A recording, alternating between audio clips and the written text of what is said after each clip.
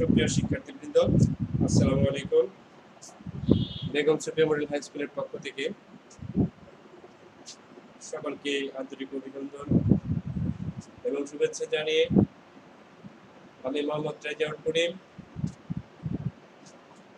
নবম শ্রেণীর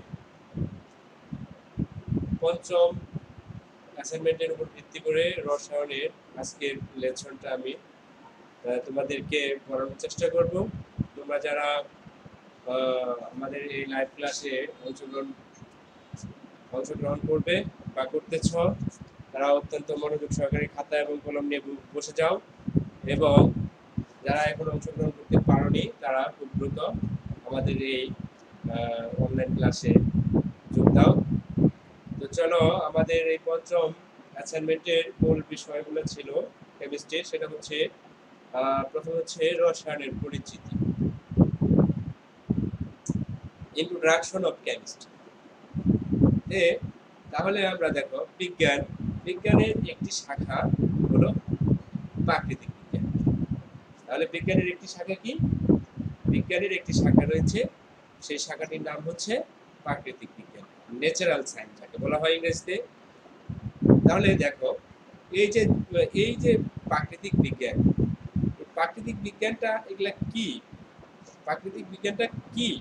তাহলে দেখো, সেটা হচ্ছে কিছু যুক্তি দিয়ে পর্যবেক্ষণ করে অথবা পরীক্ষা নিরীক্ষার মাধ্যমে প্রাকৃতিক কোনো বিষয় সম্পর্কে যদি কোনো কিছু বোঝা বা তার কোনো ব্যাখ্যা দেওয়া অথবা সে সম্বন্ধে ভবিষ্যৎবাণী করাই হলো প্রাকৃতিক বিজ্ঞান। তাহলে প্রশ্ন হতে পারে, প্রাকৃতিক বিজ্ঞান বলতে আমরা কি বুঝে থাকি বা প্রাকৃতিক বিজ্ঞানের কাজ কি? তাহলে দেখো, তাহলে বিজ্ঞানের একটি শাখা হচ্ছে কি? প্রাকৃতিক বিজ্ঞান। আর এই প্রাকৃতিক বিজ্ঞান হচ্ছে কি? যুক্তি দিয়ে পর্যবেক্ষণ করে অথবা পরীক্ষা নিরীক্ষার মাধ্যমে প্রাকৃতিক কোনো বিষয় সম্পর্কে জানা, বোঝা বা সে সম্বন্ধে ভবিষ্যৎবাণী করা হচ্ছে প্রাকৃতিক বিজ্ঞান, বা এটাই হচ্ছে প্রাকৃতিক বিজ্ঞানের কাজ। রসায়ন হচ্ছে তেমনি প্রাকৃতিক বিজ্ঞানের একটি শাখা। রসায়ন হচ্ছে প্রাকৃতিক বিজ্ঞানের একটি শাখা, যেখানে পদার্থের গঠন, পদার্থের ধর্ম এবং পদার্থের পরিবর্তন নিয়ে আলোচনা করা হবে। তাহলে আমরা দেখো, বিজ্ঞানের একটি শাখা হচ্ছে প্রাকৃতিক,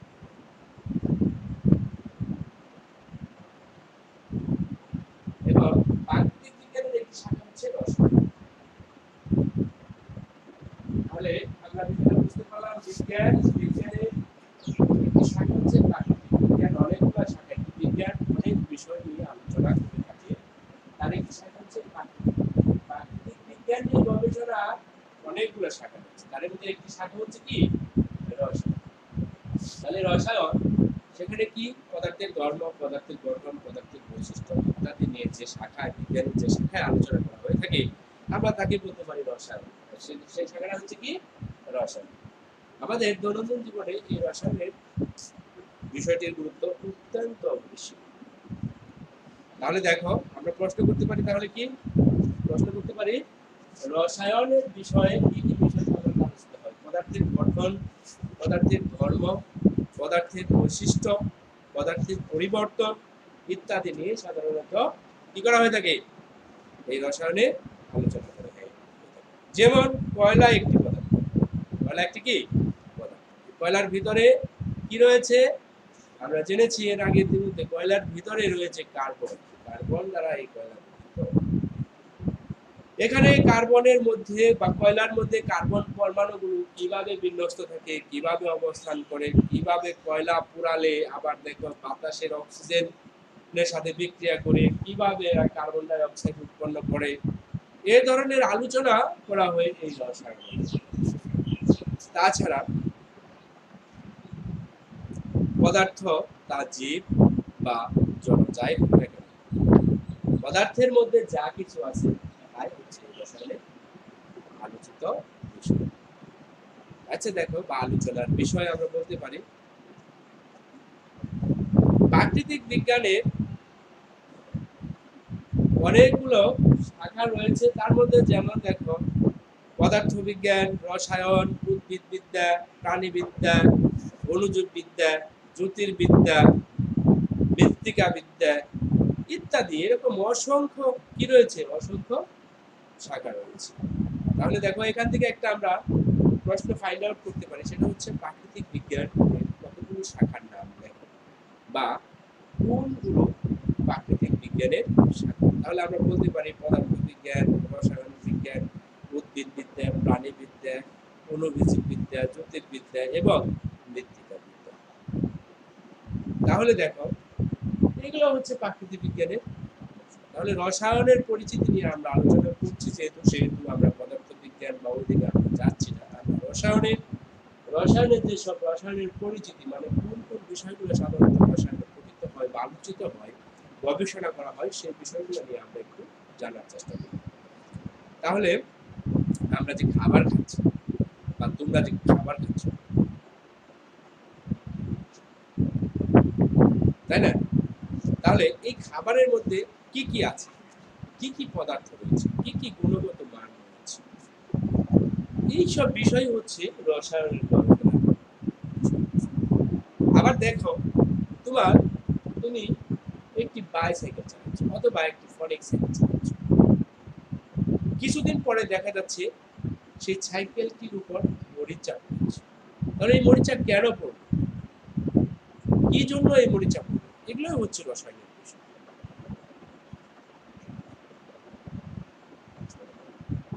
এই বিশ্ব যখন সৃষ্টি হয়েছিল তখন কোথাও না কোথাও এই মরিচা পড়েছে। এই বিশ্ব সৃষ্টির শুরু থেকেই এই রসায়নের গবেষণার যাত্রা শুরু হয়েছে। তবে সম্ভবত যেদিন দুটি পাথরকে মানুষ ঘষে আগুন জ্বালাতে শিখেছিল, তোমরা হয়তো বা জেনেছ প্রাচীনকালের মানুষ পাথরে পাথরে ঘষণ দিয়ে তারা কি করত, আগুন জ্বালাত। দুটি পাথরে ঘষা দিয়ে আগুন জ্বালাত। কেন এই পাথরে ঘষা দিলে আগুন জ্বলে, এই যে একটি রহস্য গঠন করেছিল সেই প্রাচীন কাল থেকেই মানুষ। সেই থেকেই রসায়নের উপর মানুষের নিয়ন্ত্রণ শুরু হয়েছে। এরপর আসছে প্রাগৈতিহাসিক যুগ, সেখানে সৃষ্টি হয়েছিল ধাতু নিষ্কাশন। এগুলো কিন্তু রসায়নের বিষয়। মাটি পুড়িয়ে মাটির তৈরি বিভিন্ন জিনিসপত্র তৈরি করা, বিভিন্ন গাছের নির্যাস থেকে ওষুধ এবং সুগন্ধ জাতীয় যে দ্রব্যগুলা ইত্যাদি তৈরি মানুষ শিখেছিল সেই প্রাগৈতিহাসিক যুগ। এগুলোও কিন্তু আমাদের সেই রসায়নের বিষয়। এ পর্যন্ত তথ্য আমি তোমাদেরকে দিচ্ছি, সেটা হচ্ছে এ পর্যন্ত পাওয়া সবচেয়ে প্রথম ব্যবহৃত যে ধাতু তা হচ্ছে স্বর্ণ, গোল্ড। তাহলে দেখো এটিও কিন্তু একটি রসায়নের গবেষণার বিষয়। তাহলে আমরা জানলাম মানুষের ব্যবহৃত, প্রশ্ন যদি হতে পারে মানুষের ব্যবহৃত প্রথম ধাতু কি, তাহলে মানুষের ব্যবহৃত প্রথম ধাতুটি হচ্ছে কি, স্বর্ণ, সোনা। এছাড়াও আরো বেশ কিছু ধাতু মানুষের প্রাচীনকালে আবিষ্কার করেছিল, সেটি হচ্ছে তামা, মানে কপার, রূপা, টিন, এসব ধাতু সেই প্রাগৈতিহাসিক কাল থেকে মানুষ ব্যবহার করে। খ্রিস্টপূর্ব প্রায় 3500 অব্দের দিকে কপার এবং টিন ধাতুকে গলে তরলে পরিণত করা করে এই দুটি তরলকে একত্রে মিলিয়ে মিশ্রণকে ঠান্ডা করে আবার মানুষ তৈরি করেছিল শঙ্কর। তাহলে দেখো এই যে বিষয়গুলো, বিভিন্ন ধাতুর মিশ্রণ, বিভিন্ন ধাতু থেকে শঙ্কর ধাতু তৈরি, তারপরে হচ্ছে বিভিন্ন উদ্ভিদ থেকে সুগন্ধি জাতীয় দ্রব্য তৈরি করা, মানুষ যে আমরা খাবার খাই, এই খাবারের গুণগত মান পরীক্ষা নিরীক্ষা ইত্যাদি ইত্যাদি, এগুলো হচ্ছে কি আমাদের রসায়নের পরিচিতি। তারপরে পদার্থের স্ট্রাকচার, গঠন, ধর্ম, বৈশিষ্ট্য, এই পদার্থের কি গুণ, এর সাথে বিক্রিয়া করে এর সাথে যুক্ত হয়ে কি তৈরি করবে, এগুলো হচ্ছে আমাদের যে বিষয়, যে শাখার মধ্যে এই বিষয়গুলো আলোচনা করা হয়ে থাকে, তাই মূলত কি রসায়ন। মানে রসায়নের পরিচিতি আমাদের মোটামুটি হয়ে গেছে, আরো অনেক রয়েছে। তবে দেখো এই সংকর, এই যে তারা এই কপার এবং টিন, কপার এবং টিন দুটি ধাতুকে যারা মিশ্রণ করে যে সংকর ধাতু তৈরি করেছে, তাহলে এই সংকর ধাতু ব্রোঞ্জ নামে পরিচিত। আমরা এটাকে ব্রোঞ্জ নাম শুনিনি, আমরা অবশ্যই শুনেছি। এই ব্রোঞ্জ নামে এই সংকর ধাতু পরিচিত। তাহলে এই ব্রোঞ্জ দিয়ে কি করতো, পূর্বে মানুষ তৈরি করলো কি করতো, এই ব্রোঞ্জ দিয়ে কি করতো, ভালো ভালো অস্ত্র এই ব্রোঞ্জ দিয়ে তৈরি করা হতো। তখনকার মানুষ কিন্তু শিকার করতো, পশু শিকার করতো বিভিন্ন ধরনের বন জঙ্গলে, তাই না? এই বিভিন্ন অস্ত্র দিয়ে, ধারালো অস্ত্র দিয়ে তারা কি করতো, এই পশুগুলা শিকার করতো। কিন্তু পশু শিকারই করতো না, বিভিন্ন পাহাড়ের পাদদেশে বিভিন্ন ইয়ের মধ্যে তারা কি করতো, ফসল ফলাতো। তারপরে হচ্ছে জ্বালানি সংগ্রহ করার জন্য তারা কি করতো, কাঠ সংগ্রহ করতো, জ্বালানি কাঠ কেটে আনতো বন থেকে। তাহলে এই যে যন্ত্র দিয়ে তারা এইসব কাজগুলো করে থাকে। এই ব্রোঞ্জ তখনকার মানব জাতির জন্য এক অতি প্রয়োজনীয় কিছু তখন পদার্থ ছিল। আচ্ছা, তাহলে দেখা যায় যে এই যে ব্রোঞ্জটা আবিষ্কার তখন করেছিল, তাদের এই নিত্য প্রয়োজনীয় দৈনন্দিন জীবনে তারা ব্যবহার করতো। তাহলে এই ব্রোঞ্জটা তখনকার মানুষের কি ছিল, জীবনে অত্যন্ত প্রয়োজনীয় জিনিস ছিল, ঠিক না? তাহলে এই যে বিষয়গুলো, এই বিষয়গুলোই হচ্ছে রসায়নের। তাছাড়া প্রাচীনকালে দার্শনিকরা পদার্থের গঠন নিয়ে অনেক ধরনের চিন্তা ভাবনা তারা করতেন। প্রায় খ্রিস্টপূর্ব 380 শতাব্দীর দিকে গ্রিক দার্শনিক, কি দার্শনিক নাম বললাম, গ্রিক দার্শনিক ডেমোক্রিটাস। গ্রিক দার্শনিক ডেমোক্রিটাস, তোমরা বইয়ের মধ্যে নামটা অবশ্যই দেখতে পাবে। গ্রিক দার্শনিক ডেমোক্রিটাস ঘোষণা করেন প্রত্যেক পদার্থকে ভাঙলে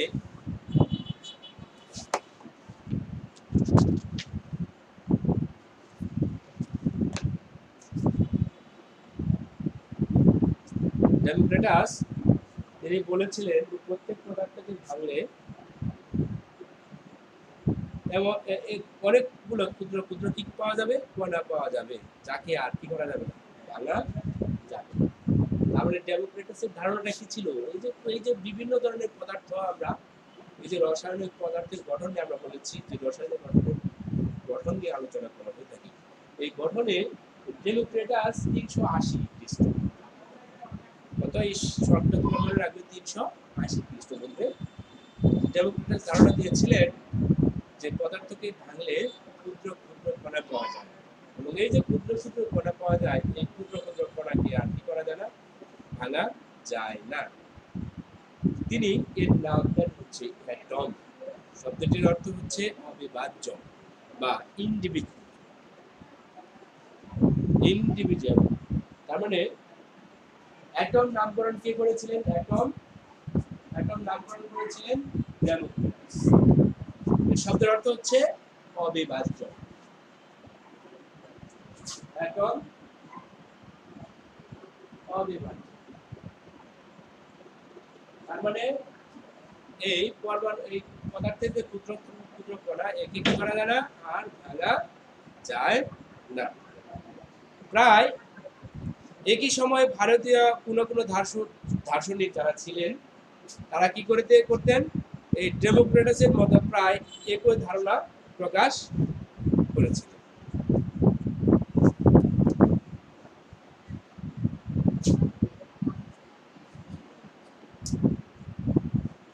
এই ধারণাগুলোর কোনো কি ছিল না, পরীক্ষামূলক ভিত্তি তখন ছিল না। এরপরে অ্যারিস্টটল এই ধারণার বিরোধিতা করেন। কে ডেমোক্রিটাসের ধারণার বিরোধিতা করেন? কে? বিজ্ঞানী অ্যারিস্টটল। অ্যারিস্টটলের জন্য দার্শনিকরা মনে করতেন সকল পদার্থ মাটি পানি, ওই সময়ে তারা কি মনে করতেন, যে সকল এই যে পদার্থগুলো আছে এই পদার্থগুলো কি মাটি, পানি, বায়ু মানে বাতাস মিলে। তাহলে এই ডেমোক্রিটাসের পরে অ্যারিস্টটলের যে ধারণায় মানুষ মনে করত যে পৃথিবীতে যত রকমের বস্তু রয়েছে, পদার্থ রয়েছে, তারা কি করত?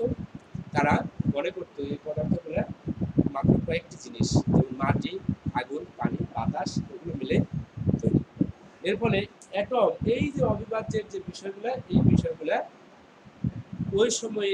ওই সময়ের যে বৈজ্ঞানিকগুলো ছিল বা গবেষক যারা ছিল, তারা এই ধারণাটা, ডেমোক্রেসির ধারণা, তারা মানে।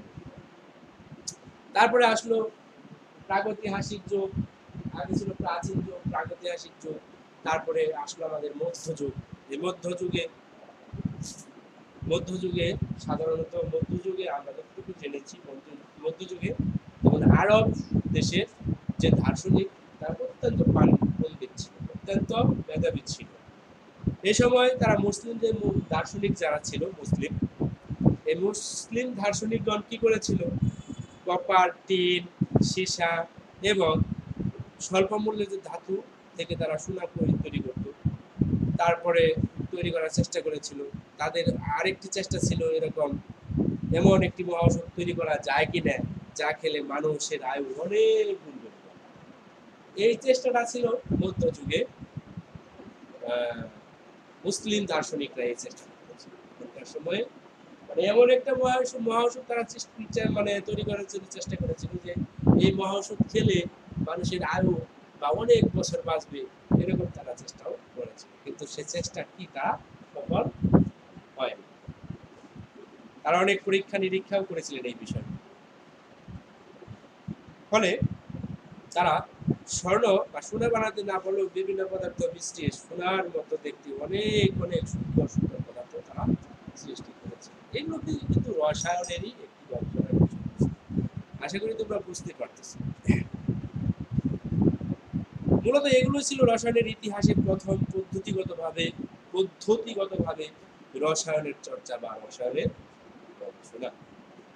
তাহলে রসায়নের গবেষণার মাধ্যমে তারা কি করেছিল? তারা বিভিন্ন ধরনের পদার্থ সৃষ্টি করত, তারা বিভিন্ন ধরনের ঔষধ বানানোর চেষ্টা করত, যে ঔষধগুলোর মহাঔষধ আয়ু বৃদ্ধি করার জন্য। তাহলে বুঝলাম যে রসায়নের পরিস্থিতি অনেক উন্নতি। মধ্যযুগীয় আরবের রসায়নের চর্চাকে আলকেমি বলা হয়। তাহলে মধ্যযুগে যখন গবেষকরা যে রসায়ন চর্চা করত, তারা এই অবস্থাকে বলা হয় আলকেমি বলা হতো। আর গবেষকদের বলা হতো আলকেমিস্ট। মানে আরব দেশ থেকে তারা এই গবেষণা করতো। আলকেমি থেকে আলকেমিস্ট শব্দটি এসেছে। আর এই আলকেমি শব্দটি এসেছে কোথা থেকে? আলকেমি শব্দটি এসেছে আলকিমিয়া থেকে। কিসের থেকে? আলকিমিয়া থেকে। আলকিমিয়া শব্দটি আবার এসেছে কিমি শব্দ থেকে। সেটা বুঝতে পেরেছ? তাহলে আলকেমি এসেছে আলকিমিয়া থেকে এবং আলকিমি শব্দটি এসেছে কিমি শব্দ থেকে। অর্থাৎ কেমি,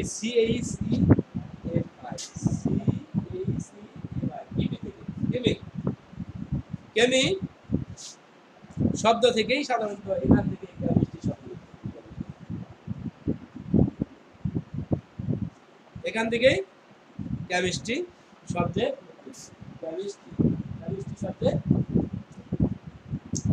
তাহলে এর বাংলা প্রতিশব্দ হচ্ছে রসায়ন।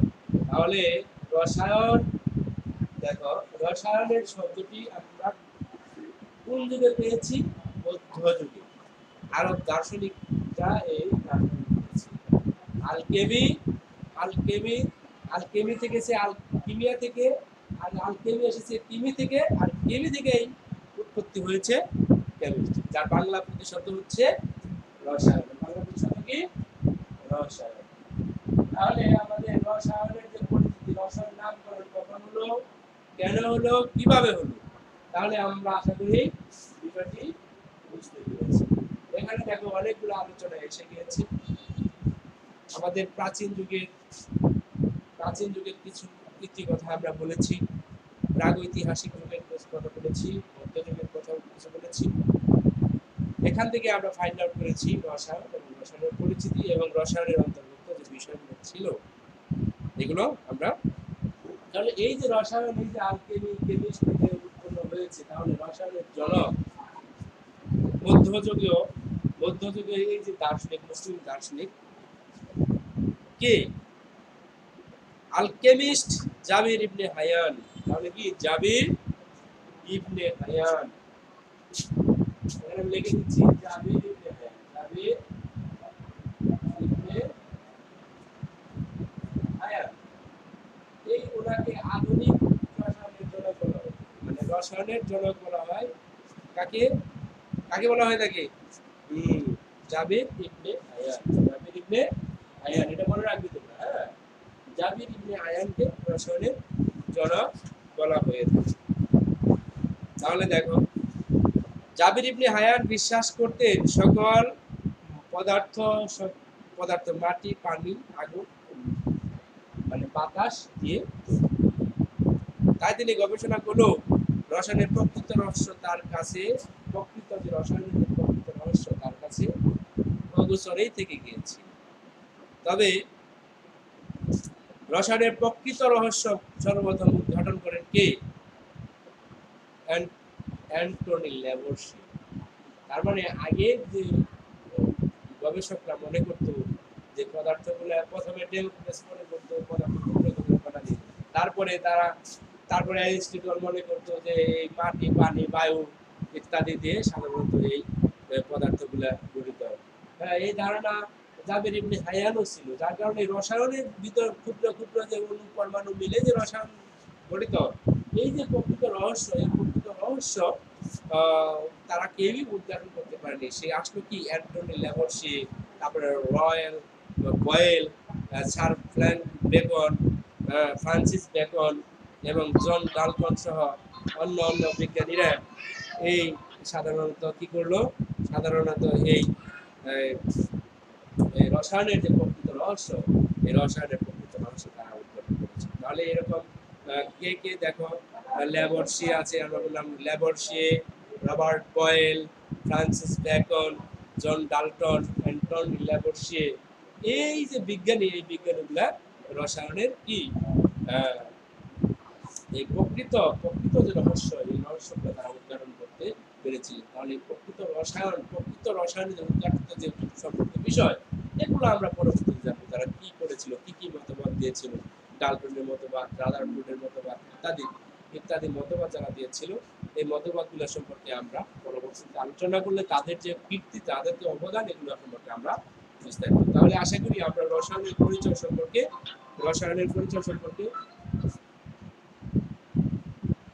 আমি অনলাইনে ক্লাস নিতেছি, পরে কথা বলছি।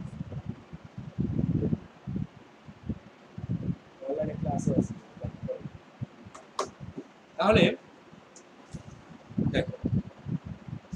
তাহলে রসায়নের পরিচিতি সম্পর্কে আমরা জানলাম। এখন আমরা জানবো রসায়নের পরিধি এবং ক্ষেত্র। রসায়নের যে পরিধি, কি ক্ষেত্রে আমরা রসায়নগুলো প্রয়োগ করে থাকি। দ্য স্কোপস অফ কেমিস্ট্রি, তার মানে রসায়নের পরিধি, স্কোপস অফ কেমিস্ট্রি বলা হয়।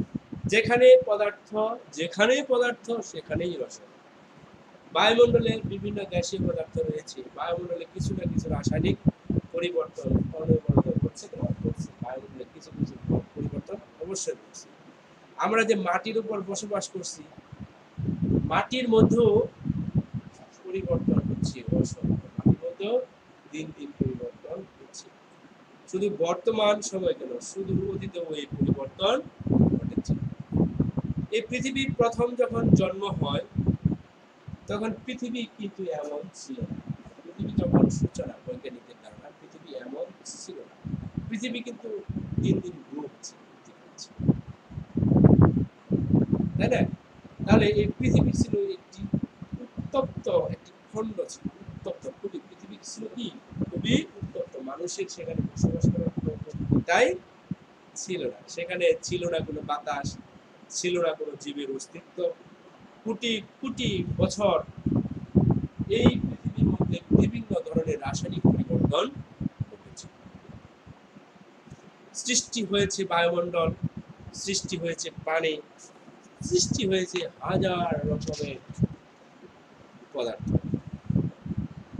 ফলে কোটি কোটি বছর এরকম পরিবর্তনের ফলে এই পৃথিবী মানুষের জন্য বসবাসের উপযোগী হয়েছে।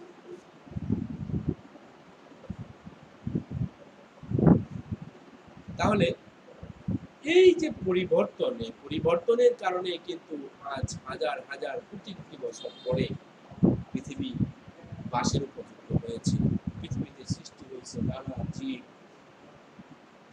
তাই না? মানুষ সহ বিভিন্ন প্রাণী, উদ্ভিদ, খুবই ক্ষুদ্র ক্ষুদ্র, যেমন ব্যাকটেরিয়া, অ্যামিবা ইত্যাদি, আর বৃহৎ উদ্ভিদ, প্রাণী।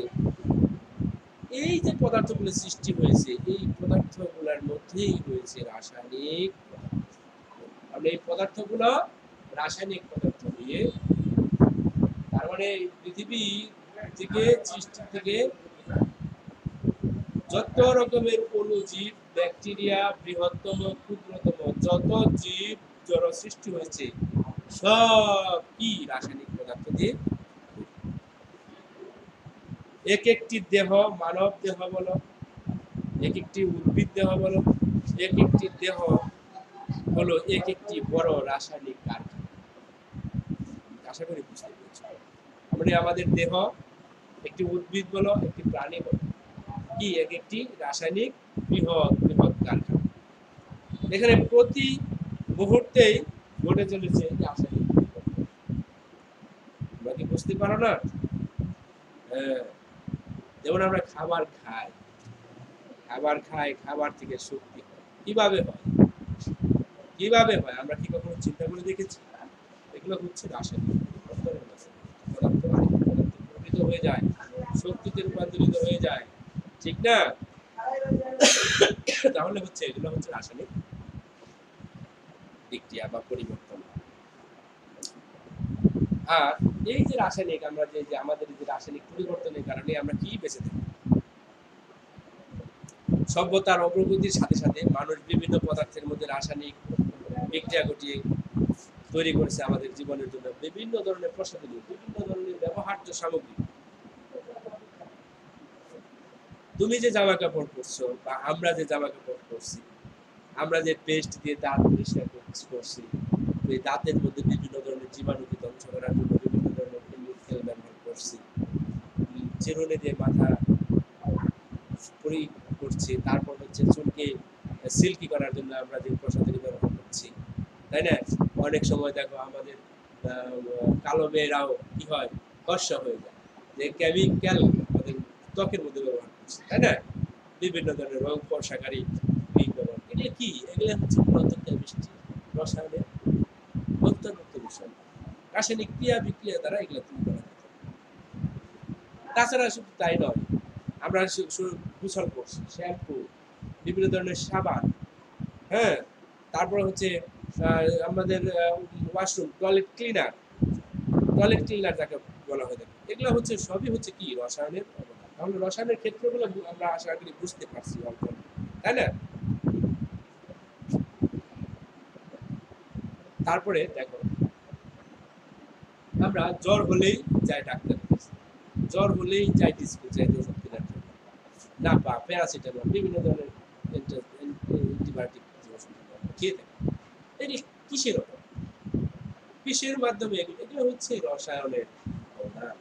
রসায়নের গবেষণা করে এই যে আমরা ইতিপূর্বে বলেছি যে মৃত্যুর জন্য মহাঔষধ বা আয়ু বৃদ্ধির জন্য মহাঔষধ কিন্তু এই রসায়নেরই অবদান। সেই প্রাগৈতিহাসিক মধ্যযুগের আরব মুসলিমরা করেছিল, মুসলিম দার্শনিক করেছিল। তাহলে এই যে ওষুধপত্র, এগুলো হচ্ছে আমাদের কি? তারপরে দেখো, আমরা বা আমাদের বাবা দাদাদের কাছে শুনেছি যে আগে জমিতে ফসল হতো প্রতি শতাংশ অল্প, জমির উর্বরতা ছিল কিন্তু কম। আর এখন দেখো কত পরিমাণ শস্য, জনগণ অনেক বেড়েছে কিন্তু শস্যের পরিমাণ অনেক বেড়েছে। একটি গাছে অল্প কয়েকদিনে কি হয়, ফল ধরে, ফল আসে, হ্যাঁ, সারা বছরই অনেক সময় ফল ধরে। বিভিন্ন ধরনের আমরা কীটনাশক প্রয়োগ করি, ঠিক না? কীটনাশক প্রয়োগ করে থাকি না? তাহলে এই যে বিভিন্ন ধরনের কীটনাশক এবং সার এবং জমির উর্বরতা বাড়ানোর জন্য পুকুরের মাছ চাষ করি আমরা, মাছের দৈহিক বৃদ্ধির জন্য তাড়াতাড়ি পুকুরের যে বিভিন্ন জীবাণু যেগুলো ধ্বংস করার জন্য যে সার আমরা প্রয়োগ করে থাকি, কীটনাশক আমরা প্রয়োগ করে থাকি, ঠিক আছে, এইগুলো কি, এগুলাই হচ্ছে মূলত রসায়নের ক্ষেত্র। ঠিক না? আগের দিনে মানুষ কি করতো? আগের দিনে মানুষ তোমার হচ্ছে ঘোড়ার গাড়িতে চড়তো, তারপরে হচ্ছে ঠেলা গাড়িতে চড়তো, হ্যাঁ, তারপরে বিভিন্ন জায়গায় যাত্রা যখন করতো তখন বোন টেনে, আমরা শুনেছি দাদাদের কাছে, বোন টেনে তারা কি করতো, এই নৌকা, নদীতে নৌকা নিয়ে তারা অনেক দূর দূর যাত্রা করতো। কিন্তু এখন কি তা করতে হয়? বড় বড় যন্ত্র, বড় বড় জাহাজ, লঞ্চ, স্টিমার, এখন কি আসে, নৌকা আনতে হয়? নৌকা আনতে হয়। তার কি করতে হয়, ওই পেট্রোল, ডিজেলের সাথে ইঞ্জিন চালিত যে যৌগগুলো আছে, তারা কি করলো, এই ইঞ্জিন চালিত যৌগ আবিষ্কার করলো। তাহলে ইঞ্জিন চালিত যৌগ আবিষ্কার করতে জ্বালানি হিসেবে কি লাগে? পেট্রোল, ডিজেল, অকটেন, এগুলো ইত্যাদি লাগে, তাই না? প্লেন, জেট প্লেন, এরোপ্লেন, বিমান, এগুলা চালানো তৈরি করলো, এগুলা তৈরি করলো, কিন্তু এগুলো চালানোর জন্য জ্বালানি কি লাগলো?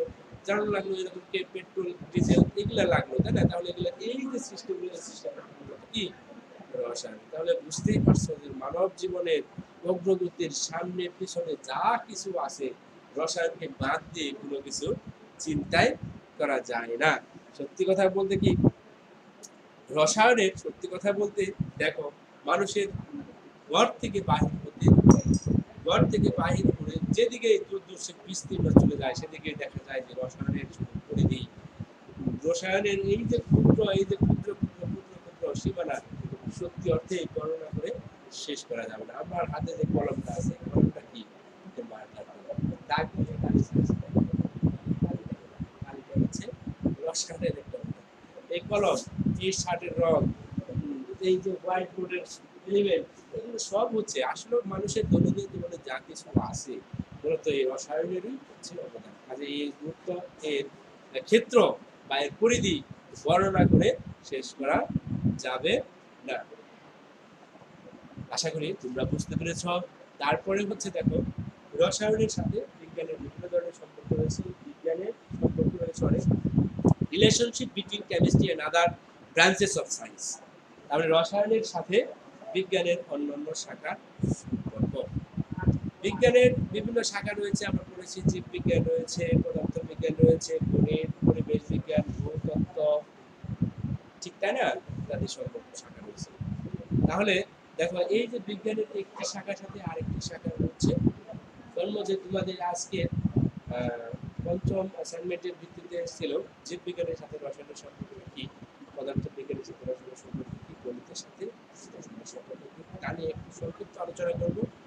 দেখো, উদ্ভিদ জীববিজ্ঞানের সাহায্যে কিভাবে আমাদের রসায়নের সম্পর্ক রয়েছে, সেটা হচ্ছে দেখো, সালোক সংশ্লেষণ, ফটোসিনথেসিস যাকে বলা হয় ইংরেজিতে। উদ্ভিদ যে সালোক সংশ্লেষণ করে, আমরা জেনেছি যে উদ্ভিদ সালোক সংশ্লেষণের মাধ্যমে সূর্যালোকের সাথে ক্লোরোফিল উপস্থিতিতে কি করে, এরা রাসায়নিক বিক্রিয়া ঘটিয়ে কি করে, শক্তি, এনার্জি উৎপন্ন করে, মানে গ্লুকোজ তৈরি করে, ঠিক না? সেই গ্লুকোজ এনার্জি, গ্লুকোজ তৈরি করে, সেই গ্লুকোজ কি করে, এই গ্লুকোজ, দেখো, এই গ্লুকোজ তৈরি করে, এটা কিন্তু এক প্রকার শক্তি, সেটা খেলে আমরা কি এনার্জি পাই, সেই গ্লুকোজটা খেলে কিন্তু আমাদের এনার্জি। তাহলে সালোক সংশ্লেষণে কি তৈরি করে, গ্লুকোজ তৈরি করে। দেখো, তাহলে এই যে গ্লুকোজ তৈরি করে, এই গ্লুকোজ তৈরি থেকে আর সূর্যালোকের উপস্থিতিতে ক্লোরোফিলের সাথে বিক্রিয়া করে কি করে, গ্লুকোজ তৈরি। এটা একটি কি প্রক্রিয়া, রাসায়নিক। এটা কি উদ্ভিদ বিজ্ঞান মানে জীব বিজ্ঞানের একটি অংশ, সরি, এটি জীব বিজ্ঞানের একটি অংশ, সালোক সংশ্লেষণ প্রক্রিয়া। তাহলে দেখো, তাহলে দেখো, উদ্ভিদ বাতাস থেকে যে কার্বন ডাই অক্সাইড এবং মূল দিয়ে পানি শোষণ করে, তাই না? উদ্ভিদ সূর্যালোকের উপস্থিত সবুজ অংশে ক্লোরোফিলের সাহায্যে কি করে, এই যে এই পানি কার্বন ডাই অক্সাইডের বিক্রিয়া করে কি করে, গ্লুকোজ তৈরি করে, ঠিক না? গ্লুকোজ তৈরি করে। বিভিন্ন প্রাণীর যে শর্করা, প্রোটিন জাতীয় খাবার খায়, যে গ্লুকোজ প্রোটিন জাতীয় খাবার খায় বা খাবার খায়, শরীরে সেই খাবার ভেঙে গিয়ে গ্লুকোজ, অ্যামাইনো অ্যাসিড ইত্যাদি উৎপন্ন করে। সমগ্র জীবনে পদার্থ, সমগ্র জীব দেহই রাসায়নিক পদার্থ, ঠিক কিনা? উদ্ভিদ ও প্রাণী দেহে এই সকল রাসায়নিক পদার্থ তাদের মধ্যে ঘটে যাওয়া বিভিন্ন বিক্রিয়া জীববিজ্ঞানে আলোচনা করা হয়ে থাকে। তাই বলা যায় যে এই জীববিজ্ঞানের সাথেও রসায়নের সুগভীর বা সুনিবিড় সম্পর্ক রয়েছে। পদার্থ বিজ্ঞানের সাথেও রয়েছে, এই রসায়ন বিদ্যার চমৎকার সুসম্পর্ক। যেমন চুম্বক, বিদ্যুৎ এবং বিভিন্ন ধরনের যন্ত্রপাতি। বিদ্যুতের জন্য যে ব্যাটারি ব্যবহার করা হয়, ব্যাটারির মধ্যে কি থাকে, ব্যাটারির মধ্যে ব্যাটারি, দেখো, ব্যাটারি পদার্থ বিজ্ঞানের সৃষ্টি, তাই না? তাহলে দেখো, ব্যাটারির মধ্যে বিভিন্ন ধরনের রাসায়নিক পদার্থ থাকে, সেখান থেকে কি বিদ্যুৎ উৎপন্ন হয় আর সাধারণত লাইট জ্বলে যায়, তাই না? তাহলে দেখো এই যে পদার্থগুলোর ভিতরে থাকে এটা কিন্তু রসায়নের অবদান। তেল গ্যাস পুড়িয়ে যে শক্তি উৎপাদন করা হয় তা দিয়ে যানবাহন চলে, তাই না? বিদ্যুৎ উৎপন্ন হয়, তাহলে এটাও কি পদার্থ রসায়নের অন্তর্ভুক্ত। তাহলে পদার্থ বিজ্ঞানের অন্তর্ভুক্ত, কিন্তু রসায়ন দিয়ে এটা কি করা হয়ে থাকে, হয়ে থাকে। রসায়নের আবার দেখো পদার্থ বিজ্ঞানের উপর নির্ভরশীল ভৌত রসায়ন রসায়নের একটি আরেকটি শাখা। ভৌত রসায়ন হচ্ছে পদার্থ রসায়ন বিজ্ঞানের আরেকটি শাখা, যার তত্ত্ব মূলত পদার্থ বিজ্ঞানের বিভিন্ন তত্ত্ব এবং সূত্রের উপর ভিত্তি করে সাধারণত প্রতিষ্ঠিত। গণিতের সাথেও রয়েছে এই রসায়ন বিজ্ঞানের অত্যন্ত সুনিবিড় সম্পর্ক। আমরা বিভিন্ন ধরনের মূল, গণিতের হিসাব, অনুর সংখ্যা, অনুর ভর ইত্যাদি নির্ণয় করতে গেলে বিভিন্ন বীজগণিতিক অথবা পাটিগণিতিক বা যোগ বিয়োগ ইত্যাদি ধারণার উপর ভিত্তি করে সাধারণত এই রসায়নের হিসাব বিকাশ বা ক্ষুদ্র হিসাব বিকাশ করা হয়ে থাকে। অতএব বলা যায় যে এই রসায়নের সাথে গণিতেরও অত্যন্ত সম্পর্ক রয়েছে। তো অনেক আলোচনা করলাম শিক্ষার্থী বন্ধুরা, আমাদের অনেক আলোচিত আলোচনা হয়েছে আমাদের প্রাচীন কাল থেকে শুরু করে প্রাচীন কাল, প্রাগৈতিহাসিক কাল, তারপরে হচ্ছে তোমার হচ্ছে মধ্যযুগীয় আরব কেমিস্ট্রি কিভাবে তৈরি হলো, রসায়নের পরিধি জানলাম, রসায়নের ক্ষেত্র জানলাম, পরিধি এবং ক্ষেত্র সম্পর্কে জানলাম। সেই সাথে আমরা জানলাম বিভিন্ন বিজ্ঞানের বিভিন্ন শাখার সাথে রসায়নের সম্পর্ক। আশা করি প্রিয় শিক্ষার্থীবৃন্দ তোমরা আমার এই লেকচারটা অত্যন্ত মনোযোগ সহকারে শুনেছ। বাসায় একটু স্টাডি করবে, ঘরের ভিতরে থাকবে।